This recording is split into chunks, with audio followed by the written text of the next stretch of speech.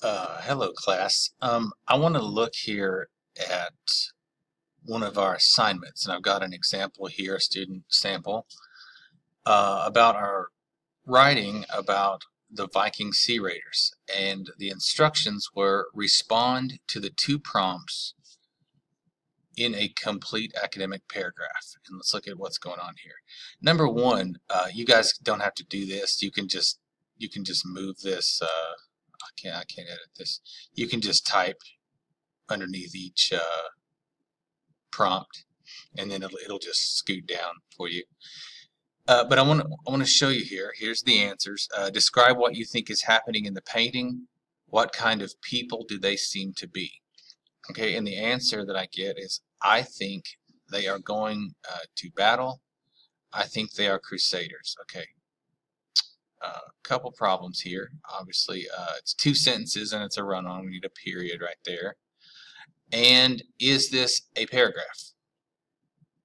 No. A resounding no.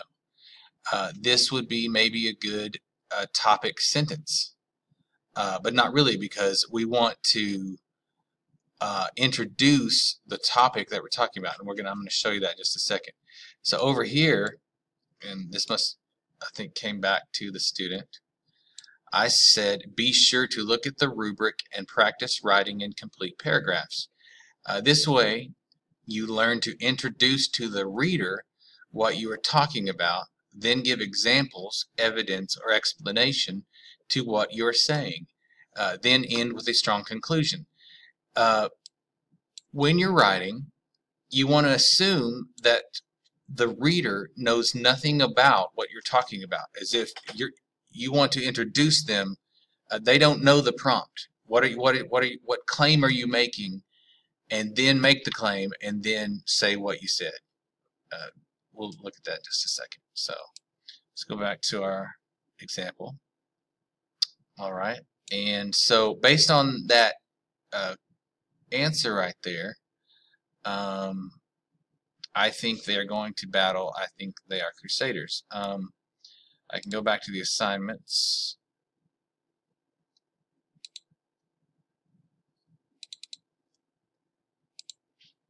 And gotta click in the assignment here. All right, and I want to look at the rubric.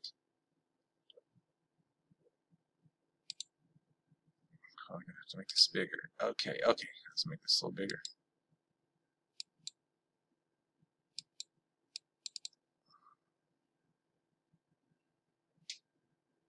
Okay, technology. Why is this not getting bigger? Well, let's just go one part at a time.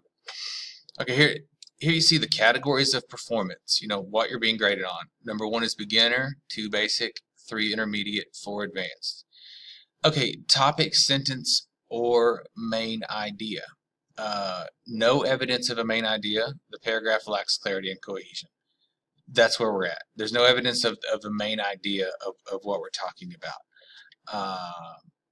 You might make an argument that was a topic sentence, so maybe it's between 1 and 2, but let's say for this example it's a 1. Okay.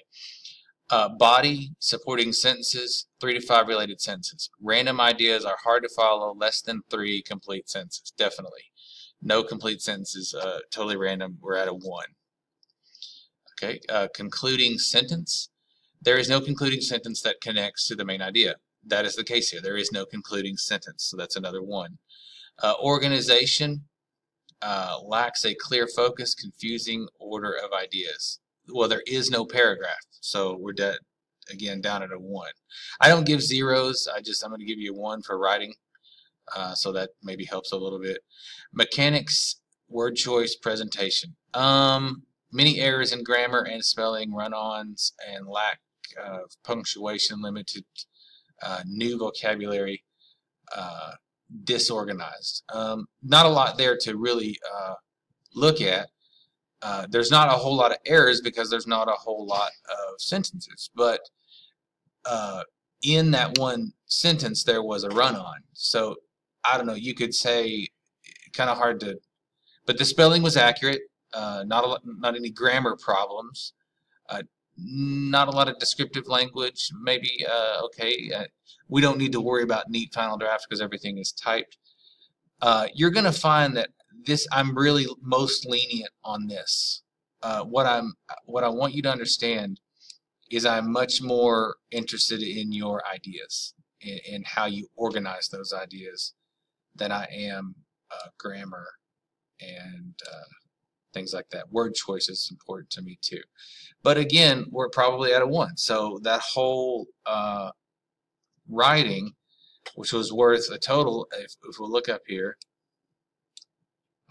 we see there's 4 points possible in 5 different categories. So someone do the math there. If there's 4 points possible in 5 categories, how many points are possible? 4 times 5 equals 20. So there's each prompt is worth a possible 20 points. And this student received 5 of the 20. Not a great percentage. Okay, let's do the math on that. Not good. 5 divided by 20 equals, that's a 25%. So that's not going to get us very far. So what do? Let's show you. Let me go out of this, and I need to get